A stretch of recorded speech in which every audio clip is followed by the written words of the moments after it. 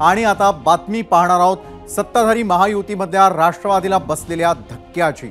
कशा प्रकारे अजित पवारांच्या राष्ट्रवादीला शरद पवारांकडून खिंडार पाडलं जातंय ते पाहूयात। आगामी विधानसभा निवडणुकीच्या पार्श्वभूमीवर शरद पवारांनी पुतण्याला अर्थात अजित पवारांना त्यांच्याच बालेकिल्ल्यामध्ये म्हणजे पिंपरी चिंचवडमध्ये सुरुंग लावला। राष्ट्रवादीचे पिंपरी चिंचवड शहराध्यक्ष अजित गव्हाणेंसह 20 माजी नगरसेवकांनी दादांची साथ सोडून काकांचा हात धरला। पुण्यामधील मोदी बागेमध्ये शरद पवार यांच्या उपस्थितीमध्ये हा प्रवेश सोहळा पार पडला। अजित गव्हाणे हे सध्या दादांसोबत असलेले माजी आमदार विलास लांडेंचे समर्थक मानले जातात। लोकसभा निकालानंतर राजकीय वारे महाविकास आघाडीच्या बाजूने वाहू लागले। जनमत साहेबांच्या बाजूने असल्याचं दिसू लागल्यानं अजितदादांच्या राष्ट्रवादीतील कार्यकर्ते पदाधिकाऱ्यांमध्ये चलबिचल सुरू झाली आणि तेव्हापासूनच अनेक आमदार नेते हे पुन्हा एकदा शरद पवारांकडे जाण्याच्या मार्गावर असल्याची चर्चा राजकीय वर्तुळामध्ये सुरू झाली। आगामी निवडणुकीच्या अनुषंगाने नेत्यांनी सोडलेली साथ अजित पवारांसाठी मोठा धक्का मानला जातोय। दरम्यान या प्रवेशावेळी जेव्हा शरद पवारांना अजितदादांसाठी घरात जागा आहे का असा प्रश्न पत्रकारांनी विचारला तेव्हा शरद पवारांनी एक सूचक विधान केलेलं आहे। ते काय म्हणाले पाहूया।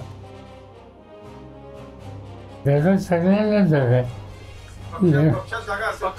पक्षाचा हा व्यक्तिगत निकाल घेणार नाही।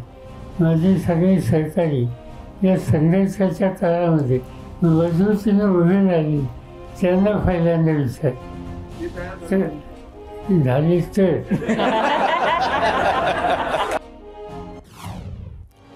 तर शरद पवारांच्या याच वक्तव्यावरती आम्ही तुम्हाला प्रश्न विचारला होता।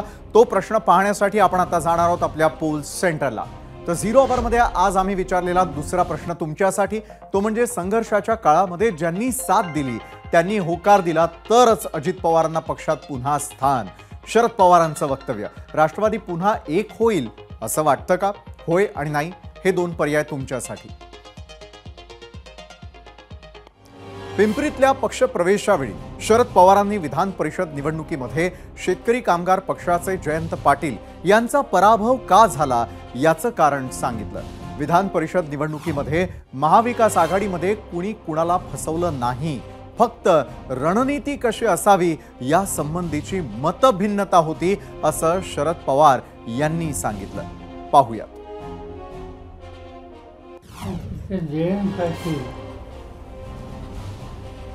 यांचा आमचा एकत्रित निर्णय झाला नव्हता। माझ्या मनात एक गोष्ट होती की संधी आली तर डाव्यांचा कुठेच विचार करा आणि त्याच्यात मी आमच्या सरकारच्यांना कळवलं की आमच्या पक्षाकडे 12 अंश आहेत, आम्ही 12 अंश शेकाफला देऊ शकतो। त्याच काँग्रेसचे अंश जास्त होते, त्यांनी त्यांचा उमेदवार उभा करणं साहजिकच आहे।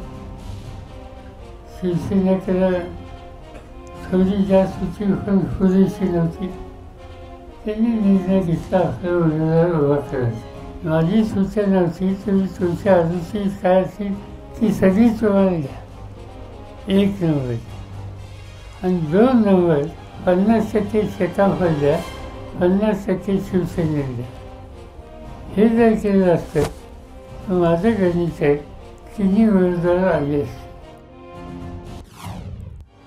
शरद पवारांनी राज ठाकरेंच्या सोशल मीडियावरील पोस्टवरूनही त्यांना टोला लगावलाय। आषाढी एकादशी निमित्तानं राज ठाकरेंनी महाराष्ट्रामध्ये गेल्या दशकभरामध्ये जे जातीपातीचं विष पसरलंय ते समूळ नष्ट होऊ दे अशा आशयाचं ट्विट केलं आणि त्यांच्या या टिप्पणीचा रोख शरद पवारांकडे असल्याची चर्चा राजकीय वर्तुळामध्ये रंगली। दरम्यान यावर शरद पवारांनी देखील त्यांच्याच स्टाईलनं प्रतिक्रिया दिलेली आहे। पाहूया। आजच त्यांच्या विरोधात बोलतात, त्यांचं वैशिष्ट्यच आहे। एक 18 दिवसांनी महिन्यांनी 2 महिन्यांनी ते कधी जागे झाले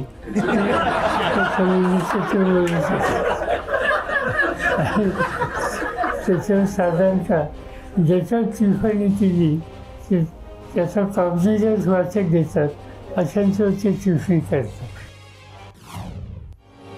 तर राज ठाकरेंबाबत शरद पवारांनी प्रतिक्रिया दिल्यानंतर 2च दिवसांपूर्वी छगन भुजबळांशी झालेल्या भेटीवरही त्यांनी वक्तव्य केलं.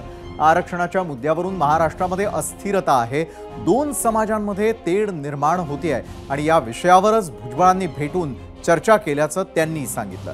तसंच बारामतीच्या भाषणावरूनही त्यांनी भुजबळांना कोपरखळी लगावली आहे. पाहूया. हल्ली 2-3 भाषणं त्यांची फार छान झाली. बारामतीला साधल्या दिवशी गेले होते. भुजबळांनी तीच गोष्ट सांगितली की झालं गेलं सोडून द्या आणि यातनं आता मार्ग काढला पाहिजे, नाहीतर महाराष्ट्रामध्ये वादवादशी. आता स्पष्ट सांगायचं म्हणजे की या लोकांनी जी वक्तव्य केली ती वाद वाजवायला मदत करणारी होती. त्यांनी मार्ग काढायचा असेल तर सामंजस्याची भूमिका राज्यकर्त्यांनी घ्यायची असते आणि ती राज्यकर्त्यांनी भूमिका कितपत घेतली ही मला माहिती नाही, ती दिसलं नाही. त्याच्यामध्ये आपण बघितलं. इकडे पिंपरी चिंचवडमध्ये शरद पवारांनी दादांना धक्का दिला आणि दादांनी तातडीनं पदाधिकाऱ्यांची बैठक लावली. उद्या सकाळी 8:30 वाजता पुण्यातल्या सर्किट हाऊसमध्ये दादांच्या राष्ट्रवादीची बैठक पार पडेल. या बैठकीत पिंपरीच्या नव्या शहराध्यक्षांची निवडही केली जाऊ शकते. तसंच उर्वरित पदाधिकाऱ्यांनी पक्षांतर करू नयेत यासाठी खबरदारी देखील घेतली जाऊ शकते. पण कोणत्याही निवडणुका आल्या की पक्षांतराचा खेळ सुरू होतो आणि वाढतोही, असा शब्दांमध्ये अजितदादांचे मंत्री आणि ज्येष्ठ ओबीसी नेते छगन भुजबळांनी पिंपरीतील पक्षांतरावर टीका केली. वहाँ से यहाँ वो तो चलता है.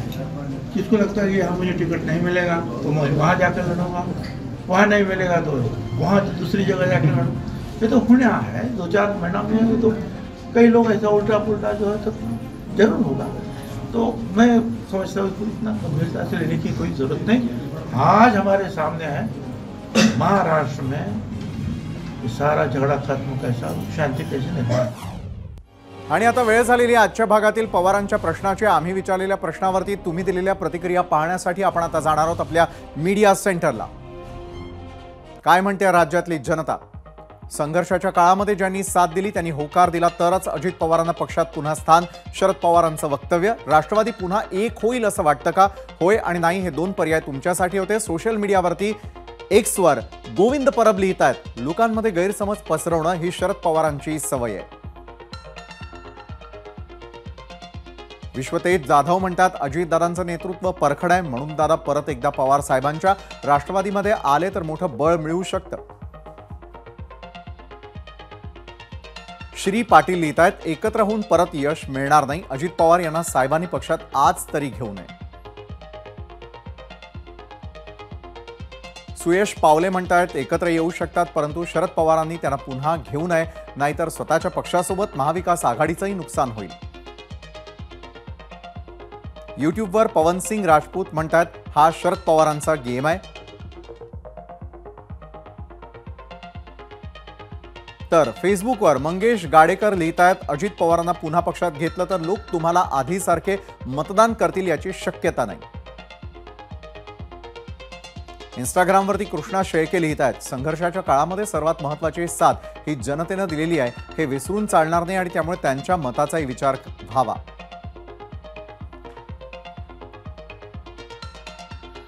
आणि आता वेळ झालेली आहे आजच्या भागामधील पवारांच्या प्रश्नाचे. आम्ही विचारलेल्या प्रश्नावरती तुम्ही दिलेल्या प्रतिक्रिया जाणून घेण्यासाठी आपण मीडिया सेंटरवरती जाणार होतो आणि त्या ठिकाणच्या आपण प्रतिक्रिया देखील पाहिल्या. मात्र महाराष्ट्रानं नेमका काय कौल दिलेला आहे तो पाहणार आहोत आपल्या पोल सेंटरला.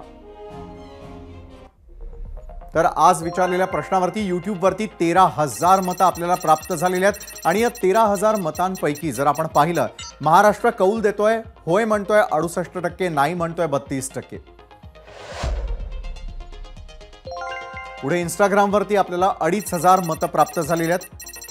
2,500 मतांवरून जर आपण इंस्टाग्रामवरती तुम्ही दिलेला कौल पाहिला 72% म्हणतायत होय, नाही म्हणतायत 28%. त्यानंतर फेसबुकवरती देखील तुम्ही व्यक्त झालेला आहात. तुम्ही दिलेला कौल काय सांगतोय? होय म्हणतायत 40%, 60% म्हणतायत नाही. एक्सवर महाराष्ट्राचा कौल सांगतोय 52% होय, 48% नाही. तर शरद पवार याच नावाभोवती महाराष्ट्राचं राजकारण खिळून राहत असतं. जेव्हा जेव्हा शरद पवार एखादं वक्तव्य करतात तेव्हा तेव्हा त्याचे काय अर्थ लागू शकतात हे समजायला मोठा काळ जातो. आज एकीकडे शरद पवारांनी सरकारवरही टीका केली, दुसरीकडे आपल्या मित्रपक्षांनाही योग्य तो संदेश दिला. अजित पवारांपेक्षा बारामती सोबत आपलं नातं किती घट्ट आहे हे सुद्धा सांगितलं. राज ठाकरेंच्या भूमिकेवरती कमीत कमी शब्दात अतिशय खोचक टिप्पणी केली आहे. एकाच वेळी ते दादांच्या राष्ट्रवादीतील आउट गोईंगवर भाष्यही करतात आणि तेवढ्यावरच न थांबता थेट अजितदादा आले तर काय करणार या प्रश्नालाही न टाळता उत्तर देतात. येत्या 2-3 महिन्यामध्ये आपल्याला असे वेगवेगळ्या रूपातील शरद पवार पाहायला मिळणार आहेत. त्यांचा सामना कसा करायचा यावर महायुतीला बराच खल करावा लागणार आहे हे नक्की. एबीपी माझा, उघडा डोळे बघा नीट.